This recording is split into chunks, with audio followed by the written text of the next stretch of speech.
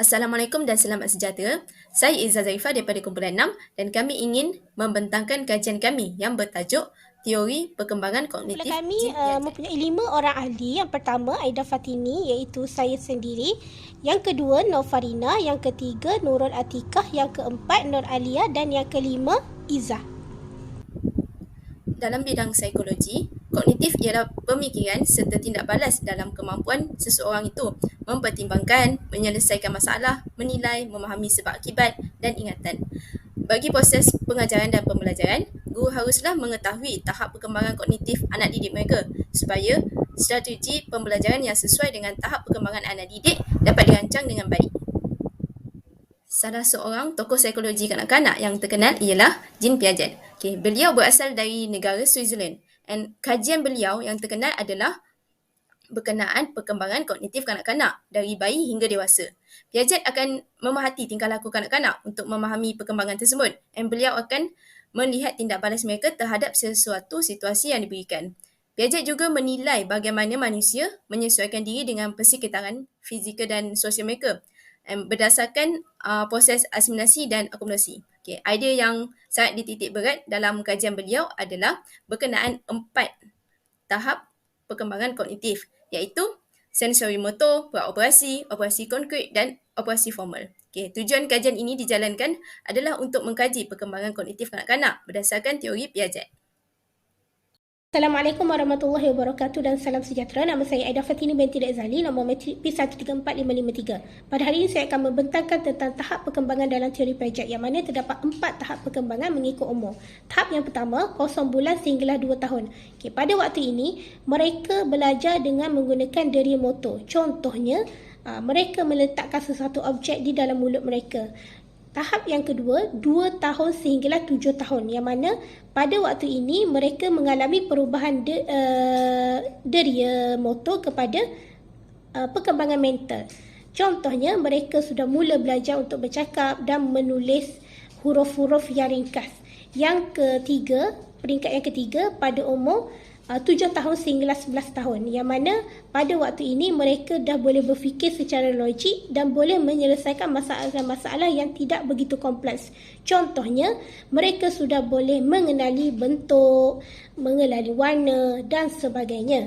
Kemudian, peringkat yang terakhir iaitu pada 11 tahun sehinggalah dewasa. Pada waktu ini mereka sudah boleh berfikir secara logik dan boleh menyelesaikan masalah yang kompleks berbentuk hipotetikal. Contohnya, mereka sudah boleh berfikir tentang baik buruk sesuatu benda tu. Hubungan teori Piaget dan penyertaan kanak-kanak. Yang pertama, aktiviti yang dilakukan mestilah bersesuaian dengan mengikut umur. Yang pertama, 0 bulan sehinggalah 2 tahun. Mereka lebih gemar bermain benda yang berada di sekitarnya sahaja. Contohnya, mengetuk botol susu di lantai dan sebagainya. Tahap yang kedua, 2 tahun sehinggalah 7 tahun. Pada waktu ini, mereka suka bermain permainan dramatis. Contohnya, melakukan watak-watak yang mereka suka tengok di televisyen. Contohnya, macam melakukan watak Upin Ipin, Doraemon dan sebagainya. Permainan fizikal, contohnya congkak. Permainan imajinasi, contohnya bermain Play-Doh. Ni adalah untuk menguatkan otot-otot tanganlah menggunakan deri motor. Yang ketiga, peringkat umur 7 tahun sehinggalah 11 tahun, permainan fizikal dan imajinasi. Namun mereka sudah tahu tentang peraturan-peraturan sesuatu permainan tu. Contohnya, macam bermain bola sepak. Mereka sudah tahu tentang peraturan-peraturan tentang bermain bola sepak. Dan yang keempat, 12 tahun ke atas. Permainan yang mereka gemar yang mereka gemar bermain seterusnya boleh mengasah minat mereka untuk pergi ke arah yang lebih tinggi lagi lah. Contohnya mewakili peringkat sekolah, peringkat antarabangsa dan sebagainya. Terima kasih rakan pembentang. Sekarang saya akan menyambung pembentangan ini. Nama saya Nurul Atikah binti Nur Hilmi, nombor matrik P134678. Saya akan membentangkan hubungan teori Piaget dan kanak-kanak bagi aspek aktiviti dalam PDP untuk kanak-kanak. Pertama, praoperasi iaitu pada tahun Pada 2 tahun hingga 7 tahun, kanak-kanak menerima arahan yang ringkas. Contohnya, guru perlulah memberi arahan yang mudah difahami. Yang kedua, operasi konkret, iaitu bermula dari 7 tahun hingga 11 tahun, menggunakan contoh yang sesuai dan berkait dengan kanak-kanak. Contohnya, watak-watak dalam kartun. Akhir sekali, operasi konkret, iaitu 12 tahun ke atas, di mana guru menggunakan bahan yang konkret bagi memudahkan mereka lebih memahami secara mendalam. Assalamualaikum dan selamat sejahtera. Nama saya Nufarina dan saya akan teruskan dengan hubungan teori Piaget dan konsep penyertaan kanak-kanak iaitu scaffolding dan sokongan kepada semua peringkat umur. Scaffolding merupakan salah satu teknik yang boleh digunakan guru ketika proses pengajaran dan pembelajaran dengan menyediakan tahap sokongan yang sewajarnya dengan tahap pemahaman para pelajar. Dalam konsep penyertaan kanak-kanak juga ditekankan penggunaan scaffolding dan sokongan oleh ibu bapa atau penjaga kepada kanak-kanak. Kita boleh lihat di sekolah, guru atau rakan sebaya memainkan peranan penting dalam memberi bimbingan dan sokongan kepada para pelajar. Interaksi antara pelajar dan guru serta rakan sebaya dalam pelbagai bentuk seperti memberi bimbingan, memberi motivasi, mengajar, memberi penjelasan dan sebagainya dapat menjadikan para pelajar lebih memahami topik atau kemahiran baru yang dipelajari sepenuhnya. Kemudian kita lihat di rumah pula, ibu bapa boleh memberi sokongan kepada kanak-kanak seperti menyediakan persekitaran pembelajaran yang selesa dan kondusif, memberi ruang kepada kanak-kanak untuk menoleh ke dunia baru, memberi sokongan dari segi emosi dan praktikal dan sebagainya. Sokongan daripada ibu bapa juga penting kerana mereka merupakan orang yang paling terdekat kepada kanak-kanak di rumah. Jadi, bukan sahaja guru, malah semua pihak memainkan peranan penting dalam memberi sokongan kepada para pelajar ataupun kanak-kanak agar mereka dapat melibatkan diri secara aktif ketika proses pengajaran dan pembelajaran dijalankan di sekolah. Seterusnya adalah hubungan teori Piaget dan penyertaan kanak-kanak melalui pemahaman perspektif. Terdapat 3 perkara yang ada dalam pemahaman perspektif, iaitu yang pertama melibatkan periktirafan dan penghormatan kanak-kanak. Yang kedua, membenarkan murid-murid ini ataupun kanak-kanak menyuarakan pendapat masing-masing. Contohnya, kalau dalam kelas guru menyampaikan kuliah ataupun pembelajaran dan murid-murid pun menyuarakan pendapat mereka mengenai topik yang dipelajari. Yang ketiga, mempertimbangkan pandangan mereka dalam proses membuat keputusan. Sebagai guru ni, kita walaupun mereka itu lebih muda daripada kita, namun mungkinlah dalam sesetengah perkara kita juga akan dapat belajar melalui mereka. So, maksudnya pertimbanganlah, kita memerlukan pertimbangan daripada diri kita untuk membuat keputusan yang selepasnya. Seterusnya, kelemahan dalam teori Piaget. Yang pertama, tahap perkembangan kanak-kanak tidak sama antara satu sama lain. Kat sini nak menyatakan bahawa perkembangan kanak-kanak tu tak sama.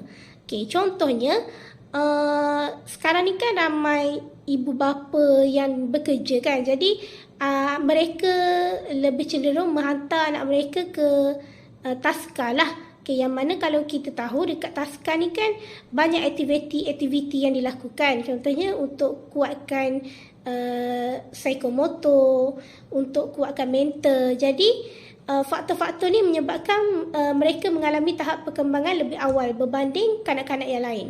Yang kedua, tidak menyeluruh dan terlalu mengikut skema. Maknanya kat sini kan teori Piaget kan dia mengikut skema. Maknanya mengikut tahap-tahap umur yang ditetapkan oleh Piaget tu. Tapi tidak semestinya sebab mungkin ada faktor-faktor yang menyebabkan kanak-kanak tu berkembang lebih awal dan sebagainya. Seterusnya adalah pandangan Islam terhadap teori Piaget yang dibawa oleh Jean Piaget. Yang pertama adalah mengikut kesesuaian dengan Al-Quran dan As-Sunnah. Teori Piaget ni adalah bersesuaian dengan pandangan Islam. Menurut beberapa ulama Islam menganggap bahawa teori Piaget sejalan dengan ajaran Islam dalam hal perkembangan kognitif. Yang kedua adalah pendidikan dan pengajaran menjelaskan tentang perkembangan kognitif kanak-kanak, iaitu digunakan dalam konteks pendidikan dan pengajaran Islam. Yang ketiga adalah menitik beratkan keluarga dalam mendidik anak-anak. Dalam sebagaimana Allah Subhanahu Wa Taala dalam Al-Quran juga memberikan martabat istimewa kepada ibu bapa dengan pengorbanan yang mereka lakukan kepada anak-anak bermula dari alam kandungan sehinggalah ke dewasa.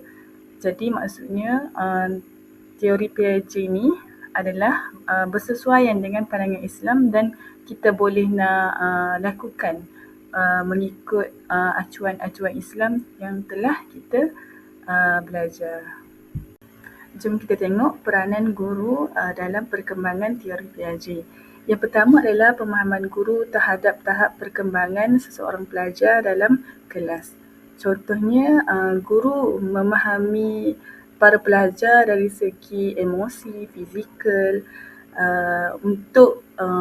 untuk proses pengajaran dan pembelajaran. Yang kedua adalah merancang aktiviti yang mendorong pelajar untuk lebih aktif.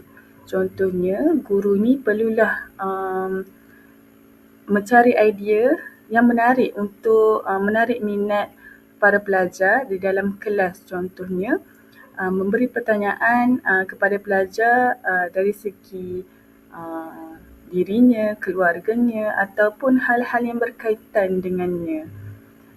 Melalui cara ini, guru-guru dapat memahami perkembangan kognitif para pelajar dan seterusnya dapat membantu pelajar membangunkan pemahaman mereka sendiri melalui pengalaman aktif.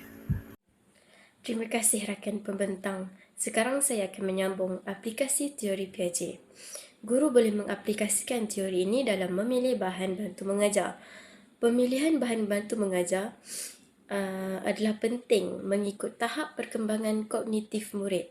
Seterusnya, aplikasi ini boleh digunakan guru melalui aktiviti berkumpulan. Aktiviti berkumpulan ini mampu menggalakkan pelajar meneroka kemahiran baru dan akhir sekali menggalakkan murid menyelesaikan masalah, iaitu untuk memberikan pelajar itu memahami sendiri konsep-konsep pembelajaran.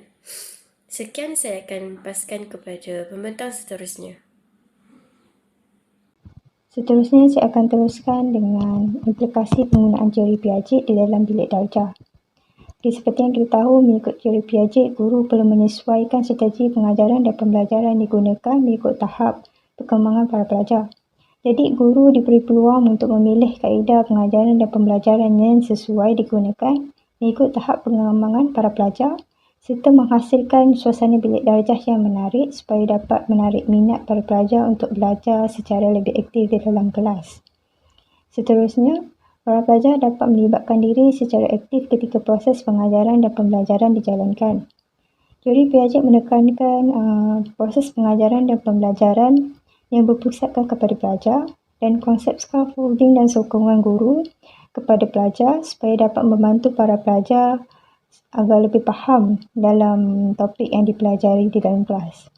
Seterusnya, dapat membantu para pelajar mengingat semula dan mengaplikasikan pengetahuan yang dipelajari dalam kelas dalam kehidupan seharian mereka. Sebagai contoh, pengetahuan bagaimana untuk melihat jam dengan betul, penggunaan wang ringgit dan sebagainya. Sebagai kesimpulan, kita dapat tahu yang Piaget punya kajian sangat menekankan tentang perkembangan kognitif kanak-kanak seawal bayi yang baru lahir. Dan teori beliau banyak dijadikan sebagai sumber rujukan dalam kajian lain. Walau bagaimanapun, terdapat sebahagian kajian yang menyuarakan kelemahan teori Piaget berkenaan kenyataan beliau bahawa kadar perkembangan kognitif kanak-kanak adalah tetap. Hal ini kerana kognitif setiap kanak-kanak akan berkembang dengan kadar yang berbeza mengikut individu itu sendiri dan persekitaran mereka. Namun, tidak dapat dinafikan bahawa teori beliau sangat memberi impak yang besar dalam bidang psikologi kanak-kanak, khususnya berkenaan perkembangan kognitif, dan teori ini masih digunakan pakai sehingga kini. Itu sahaja daripada kumpulan kami. Sekian.